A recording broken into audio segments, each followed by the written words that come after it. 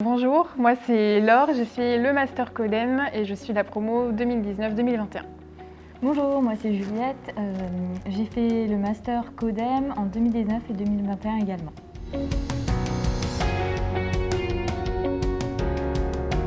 C'est important déjà pour montrer aux étudiants qu'après le master on peut faire des choses, même si ce qu'on voit lors de la formation c'est très théorique et qu'on a l'impression qu'on ne va pas pouvoir appliquer ce qu'on fait, finalement c'est possible. Et moi je pense que c'est important pour partager ces expériences et montrer vraiment de façon professionnelle ce que peuvent apporter les études, donc le Master Codem, dans la vie professionnelle.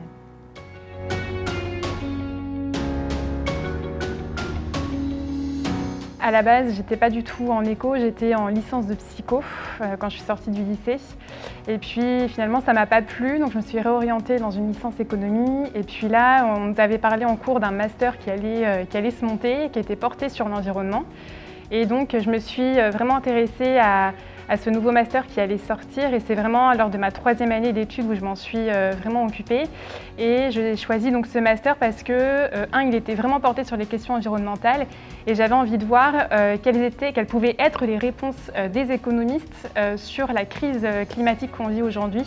Et comment est-ce qu'on pouvait utiliser ce qu'on nous apportait dans ce master dans le monde professionnel pour aider les entreprises à agir. Alors initialement, je n'étais pas non plus à l'IAE de Nantes, j'étais en DUT Gestion des entreprises et des administrations. Et ce qui m'a donné envie en fait, de me spécialiser en gestion environnementale et économie, c'est vraiment mon expérience de 2e année en DUT, puisque j'ai fait un stage dans une mairie en région parisienne et j'ai été chargée de mission en développement durable. Pendant cette expérience, j'ai vraiment mené des projets divers avec le grand public, pour les sensibiliser vis-à-vis des questions environnementales, donc des événements vélo, des événements apiculture, etc. Et c'est vraiment cette phase de mon expérience qui m'a donné envie d'intégrer l'IAE de Nantes. Donc c'est pour ça que j'ai intégré l'IAE de Nantes en licence 3 sciences de gestion pour après accéder au Master Codem.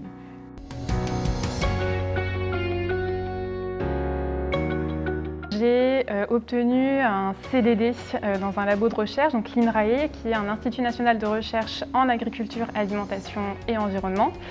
Donc mes missions sont de réaliser des études qui peuvent apporter une valeur ajoutée au laboratoire.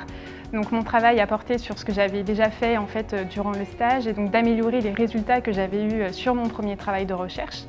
Et puis donc, une mission supplémentaire qui était de rédiger un article scientifique et puis de présenter les résultats de cette recherche lors de conférences, notamment à Toulouse la semaine dernière aux journées de recherche en sciences sociales.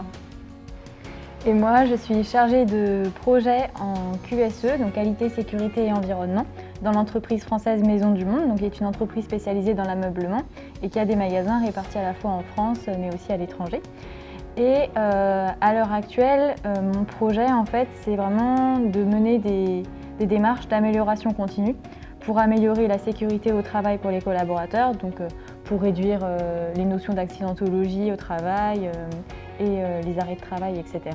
Et puis, vis-à-vis de l'environnement, je mène beaucoup de projets pour réduire la quantité de déchets produites et pour améliorer le tri en magasin.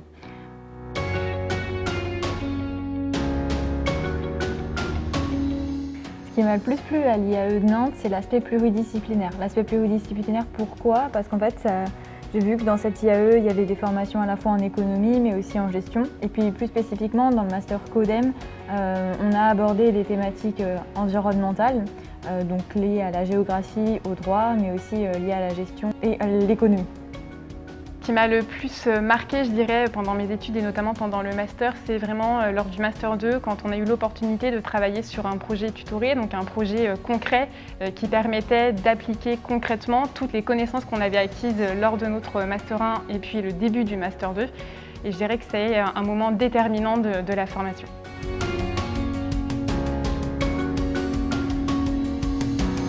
Si j'avais un conseil à donner à un étudiant aujourd'hui, ce serait réellement d'être curieux.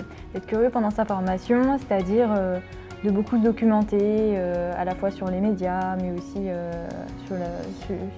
sur des ressources bibliographiques.